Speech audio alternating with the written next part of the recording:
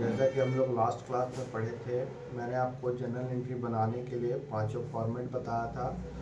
Asset, liability, income, expense और PL, जिसमें मैंने ये बताया था कि उसका बैलेंस वैसा ही क्यों होता है। यदि किसी का बैलेंस डेबिट है तो डेबिट क्यों हो रहा है, किसी का बैलेंस क्रेडिट है तो क्रेडिट क्यों हो रहा है। इसको आप लोग जब तक ट्रेडिंग पीएल का फॉर्मेट और इनका बैलेंस जब तक आपको प्रॉपरली याद ना हो तब तक आप लोग किसी भी जनरल एंट्री को बना नहीं सकते हैं। बट इसको याद विथ एग्जाम्पल के साथ करना है कि वो वैसा क्यों हो रहा है, क्योंकि समटाइम्स आपको ये भी देखना पड़ेगा कि कोई चीज़ क्यों घट रहा है, कोई चीज़ क्यों बढ़ रहा है।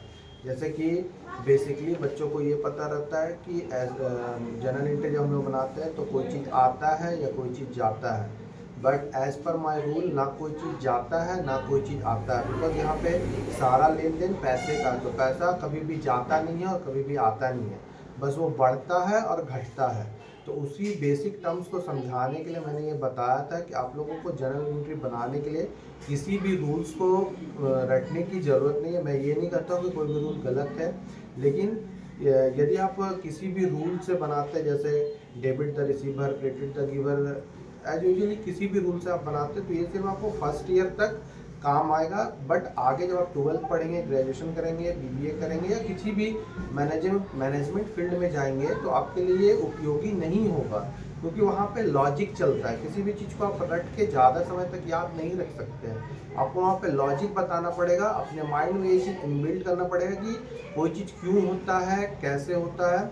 जैसे कि आप सपोज यदि जो मैंने टर्म्स आपको पिछले क्लास में बताया था, तो यदि आपको ये चीज़ पूरी तरह से याद हो जाए अच्छे से विथ एग्जाम्पल विथ लॉजिक, तो जैसे ही आप किसी भी सॉफ्टवेयर लाइक टैली या P9 किसी भी सॉफ्टवेयर आप जब काम करेंगे तो आप जैसे ही एंट्री मारेंगे जनरल एंट्री, बिकॉज टैली में तो सिर्फ एंट्री मारना रहता है, जैसे ही आप एंट्री मारेंगे तो आपको ये पता चल जाएगा कि इस एंट्री का बैलेंस शीट में क्या इफेक्ट पड़ेगा। बिकॉज आपको लॉजिक पता है कि हम जो एंट्री लिख रहे हैं वो किस हेड में जा रहा है और वो क्यों डेबिट हो रहा है, वो क्यों क्रेडिट हो रहा है। इसीलिए मैं ये कहूँगा कि आप लोग रट के मत पढ़ें।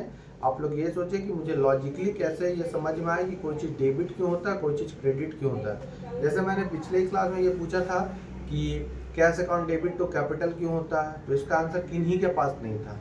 वो सभी लोग मेरे को रटा रटा चीज़ बता रहे हैं। अब जैसे मैं बोल दूंगा, वो बोलेंगे कि सर इसको पर्सनल अकाउंट में ले लेते हैं, debit the receiver, credit the giver. तो आप हमको ये बताइए कि जब हम बिजनेस स्टार्ट कर रहे हैं तो कैपिटल मुझे कौन देगा। सबसे पहले तो किन्हीं को यही पता नहीं है कि उनको ऐसा लगता है कि जैसे इसमें इस बिज़नेस में मेरा नाम लिखा हुआ है तो ये बिज़नेस मेरा है। एक्चुअली में उनको अकाउंटिंग टर्म्स और अकाउंटिंग एनेक्स्चर ही पता नहीं है। तो जैसे मैंने सबसे पूछा था कि cash account debit to capital क्यों होता है, तो ये किन्हीं को पता नहीं है।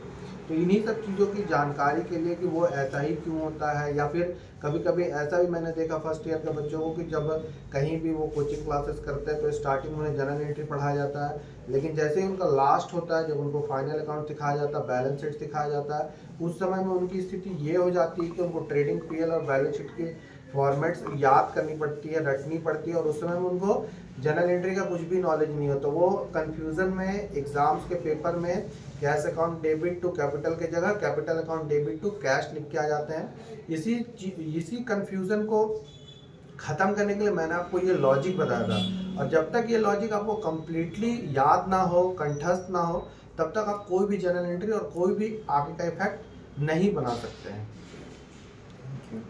Thank you.